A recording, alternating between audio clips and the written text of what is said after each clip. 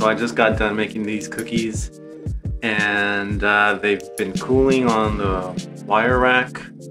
I'm not much of a baker, and that's a good thing, because otherwise I'd be eating too many desserts. I do already.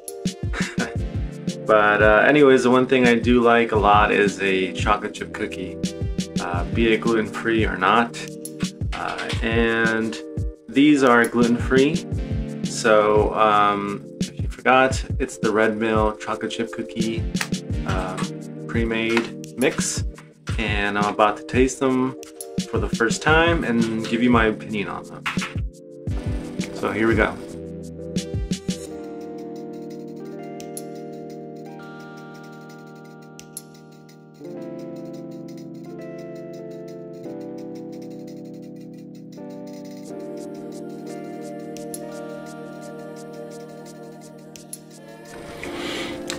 Yeah, I can say they're definitely good. They have a that crispy edge to them with a bit of a soft-ish center. They have some nice chocolate chips. The texture is really good. You know, it's a tad different obviously from non-gluten-free because it's always going to be that way, but they're delicious. So I would say it's definitely worth making them if you want to try some out.